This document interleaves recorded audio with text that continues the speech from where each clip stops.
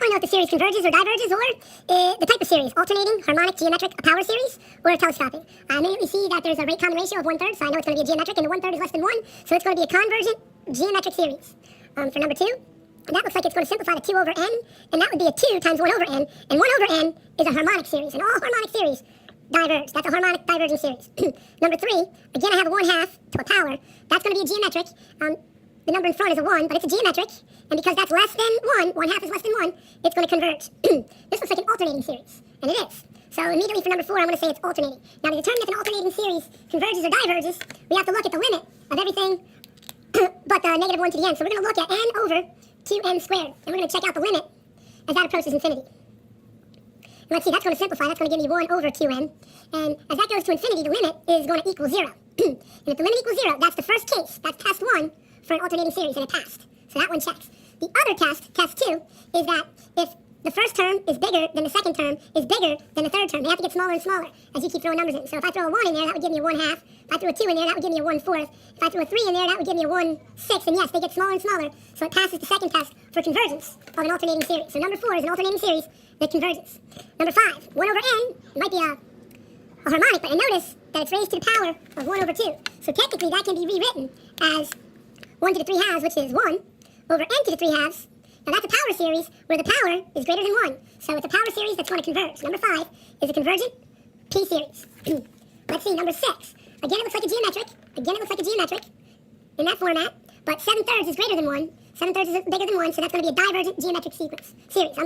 Number 7, this is my favorite. If this one is bigger than that one, it's separated by a subtraction sign. That's going to be what we call a convergent telescoping series. So number 7 is convergent telescoping. Number 8 looks like an alternating series, okay? So I have to check out the limit as n goes to infinity of this quantity here. So I'm going to inspect the limit as n approaches infinity of the quantity 1 plus 1 over n to the nth power.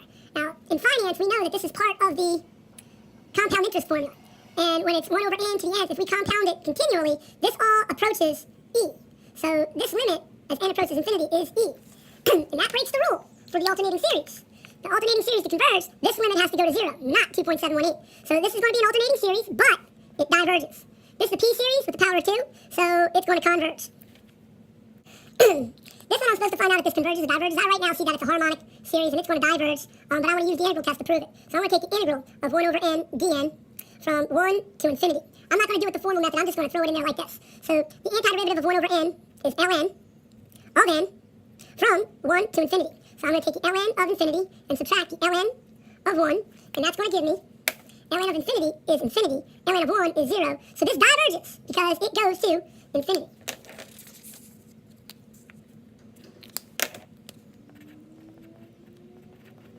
Now for number 11, I can see again instantly that it's a P series, where n equals 3.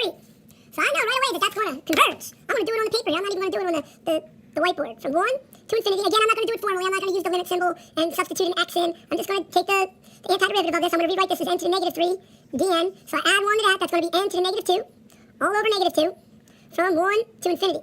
So when I throw this on the bottom, this is going to give me negative 1 over 2 times infinity squared minus negative 1 over 2 times, throw that 1 in, 1 squared. And when I evaluate that, that's going to give me 0 plus 1/2. That goes to 1/2, and that converges. So this series converges. Have to use the ratio test. Now for the ratio test, what I need to do is plug in an n plus 1 wherever there's an n. So that's going to be n plus 1 plus 5 factorial, and then I multiply it by the reciprocal of that, which is going to be times n plus 5 factorial all over n factorial. Now, I'm pretty good with factorial notation. N plus 1 factorial is n plus 1 times n factorial, so this is actually going to be rewritten as times n factorial. N plus 5 plus 1 is actually n plus 6 factorial. Now, n plus 6 factorial can be rewritten as n plus 6 times n plus 5 factorial. And then you see a lot of stuff will simplify. The n plus 1 will stay on the top, so this is going to give me a new limit as n approaches infinity of n plus 1. The n factorial cancels out. The n plus 5 factorial cancels out all over n plus 6. The limit as that goes to infinity equals 1. So for number 12, they want to know if the series converges, diverges, or is inconclusive. The deal is if the limit is less than 1, it converges. Is the limit greater than 1, it diverges. But if the limit is equal to 1, we say it's inconclusive. So this one is inconclusive. And to find out the divergence or convergence of it, we should use another. For number 13, I'm going to use the same idea. I'm going to put an n plus 1 wherever there's an n. I'm going to use the ratio test. Then we'll multiply it by the reciprocal of that, which is n factorial over 1. And then I notice that n plus 1 factorial is n plus 1 times n factorial. So the n factorial and the n factorial will cancel out. And that's going to leave me with the limit as n approaches infinity of 1 over n plus 1. And this limit is going to go to 0 as n approaches infinity. Now, remember, if the limit is less than 1, the limit converges. So, by the ratio test, this limit converges.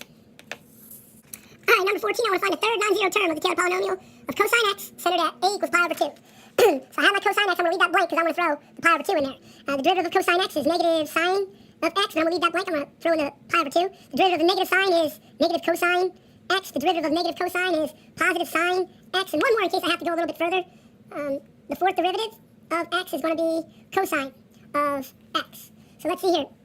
They want me to let a equal pi over 2. So I'm going to plug in pi over 2 for each of these. Pi over 2, cosine of pi over 2. Well, cosine of pi over 2. Pi over 2 is located at 0, 1, so the cosine value is 0. So this is going to give me 0 times x minus pi over 2 to the 0 power over 0 factorial. And this is just going to equal 0. Pi over 2. Sine of pi over 2 is 1, so this is going to equal negative 1 times x minus pi over 2 to the first power all over 1 factorial. So this is my first non-zero term. I'm plugging pi over 2 here, and this is going to give me a 0. Shouldn't have equal signs, because that does not equal that. It just equals the 0 times x minus pi over 2 to the second power all over 2 factorial. I still only have my first term. This will be my second term, I believe. So I throw in the pi over 2, and I get a positive 1 times x minus pi over 2 to the third over 3 factorial. This here will be a pi over 2, and that will give me a 0 times x minus pi over 2 to the fourth over 4 factorial. And I guess I needed one more term, because this was a 0, this is a term, this is a 0, this is a term, and this is a 0. So I need one more term to get my third term. So I guess I need to take f prime of the fifth derivative. The derivative of cosine is negative sine at a equals pi over 2. That's going to give me negative 1 times x minus pi over 2 to the fifth power all over 5 factorial. 5 times 4 times 3 times 2 times 1. Let's see what that is for our answer. It's going to be negative. Big division bar. X minus pi over 2 to the fifth power. And then 20 times 6 is 120. Again, I want to find the third non-zero term of e to the 3x, where a is centered at 1. So the derivative of e to the 3x will actually be 3e to the 3x. The second derivative of 3e to the 3x, or the derivative of 3e to the x, will be 9e to the 3x.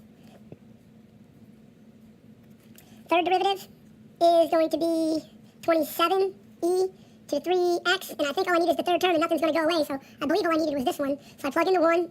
The evaluation here is e to the third, which is e to the third times x minus 1 to the 0 over 0 factorial. This one here is going to be 3e to the third, x minus 1 to the first over 1 factorial. And the next one is the last one I actually need. That's going to convert to, when I plug a 1 in, 9e to the third times x minus 1 squared over 2 factorial, or just over 2, and that's my final answer for the third non-zero term.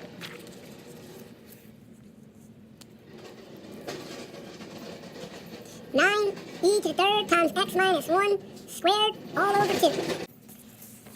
Now I switched this one up from the actual original friendly review because it was a little confusing, but doable if you memorize the power series for e. This one I let e equal to 3x again, so I still have the same layout, but instead of being centered at 1, I'm making it centered at 0. So let's see what happens if I center each of these at 0. That's going to change all of these. So now I'm on number 16. I changed them all to 0.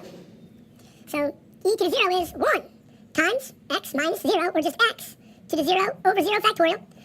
This here is going to equal 1, so that's going to give me 3 x to the first over 1 factorial. This is going to equal 1, so that's going to give me 9 x squared over 2 factorial, or just 2. So it made it a little bit more convenient. So that one's going to be 9 x squared over 2. Finding the radius of convergence, I'm going to use the ratio test. So this is going to be 2x to the n plus 1 over n plus 1 times the reciprocal n over 2x to the n. And this is the limit as n approaches infinity. Then we're going to see if anything cancels out. Well, 2x to the n and 2x to the 1, that's going to leave me with the 2x to the 1, and the 2x to the n's are going to cancel out. The n and the n over n plus 1, well, that's going to stay, times n over n plus 1. And the limit as this goes to infinity is going to go to 1. So that's going to give me 2x is between. For this to converge, it's got to be less than 1. So the absolute value of that has to be less than 1, so it's going to be less than 1 and greater than negative 1. Divide everything by 2, and that gives me negative 1/2 is less than x is less than 1/2. So that's the interval of convergence. The radius of convergence is just going to be half of the absolute distance of that, which is going to give me 1/2. This one, I think I'm taking up the scale. I think the radius convergence of this is going to be 2, just by taking the reciprocal of that fraction. But let's use the ratio test. So the limit as n approaches infinity of x to the n plus 1 over 2 to the n plus 1, because that exponent can go to both of them, times the reciprocal of the original 2 to the n over x to the n. Now I can see a lot is going to simplify. This is going to give me the limit as n approaches infinity, absolute value of 2 on the bottom, and x on the top. And the limit of that as n goes to infinity is just 1 times x over 2. So in order for this to converge, it has to be between negative 1 and 1. Multiply everything by 2, that's going to give me negative 2 is less than x is less than 2. So the radius convergence for this one is 2, just like my instinct said. All I had to do was take the reciprocal of that. My instinct tells me that this radius convergence is going to be 3, the reciprocal of the bottom. Let's see what happens. Limit as n goes to infinity of x minus 2 to the n plus 1 over n plus 1 times 3 to the n plus 1. Multiply that by the reciprocal of the original, n times 3 to the n over x minus 2 to the n power. Now, a lot of stuff is going to simplify, and I'm running out of room, so I'm going to go over to the whiteboard. I notice that x minus 2 to the n and x minus 2 to the first is going to simplify with x minus 2 to the n and leave me on the top with a limit as n goes to infinity of absolute value x minus 2. The 3 to the n is going to cancel with the 3 to the n on the bottom and leave me just a 3 on the bottom. Times n over n plus 1. Now the limit as n goes to infinity of this is 1. And that's going to leave this, x minus 2 over 3. The absolute value of that has to be less than 1 in order for this to converge. So the non-absolute value of that has to be between negative 1 and 1. Multiply both sides by 3, that gives me negative 3 is less than x minus 2 is less than 3. Now add 2 to all sides, and that's going to give me negative 1 is less than x is less than 5. Now the distance of that is 6, so the radius of convergence is going to be half of that.